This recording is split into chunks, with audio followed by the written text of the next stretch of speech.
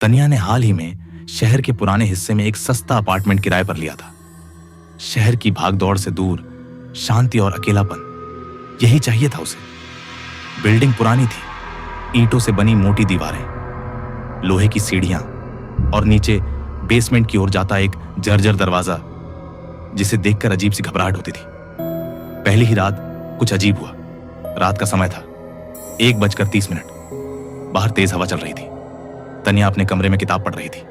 तभी उसे हल्की आवाज सुनाई दी, ठक ठक ठक, जैसे कोई भारी चीज जमीन पर घसीट रहा हो। उसने ध्यान लगाया, आवाज नीचे से आ रही थी, बिल्डिंग के बेसमेंट की तरफ, उसी पुराने दरवाजे के पास से। वो खिड़की तक गई और धीरे से झांका। सीढ़ियों के नीचे बना वो लोहे का दरवाजा धीरे धीरे खुद ब खुद हिल रहा था। कोई उसे बाहर से नहीं, अंदर से धकेल रहा था। और फिर दरवाजा खुला। तनिया ने आंखें चौड़ी कर ली। वहां एक छोटी बच्ची बाहर खड़ी थी, सफेद धूल भरी फ्रॉक, उलझे बाल और चेहरा पूरी तरह अंधेरे में। वो बस ऊपर की ओर देख रही थी, तनिया की खिड़की की ओर, और मुस्कुराई। तनिया कांप गई। वो तुरंत पीछे हट गई, पर्दे खींच दिए। ये सपना है शायद, उसने खुद को समझाया। अगली सुबह उसने बिल्डिंग के पुराने केयरटेकर शर्मा जी से पूछा, नीचे स्टोर रूम में कोई रहता है क्या? शर्मा जी कुछ पल चुप रहे, फिर बोले, नहीं मैडम, वो जगह तो 20 साल से बंद है। वहां पहले आग लगी थी, एक बच्ची की मौत हो गई थी, तब से कोई नहीं गया उधर। तनया का चेहरा सफेद पड़ गया।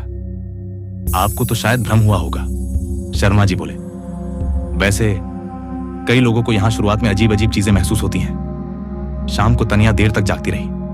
बाहर चांदनी थी और सन्नाटा, लेकिन ठीक 1:30 पर फिर वही आवाज, ठक ठक ठक, और उसके साथ एक धीमी सी फुसफुसाहट, तू मेरी नई दोस्त बनेगी।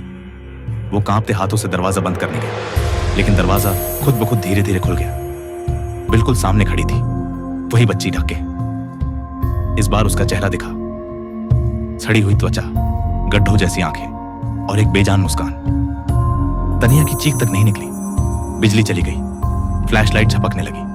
बच्ची धीरे धीरे अंदर आई और बोली, अब तू कभी अकेली नहीं रहेगी। अगली सुबह शर्मा जी जब दूध देने आए तो दरवाजा खुला मिला। कमरा खाली था।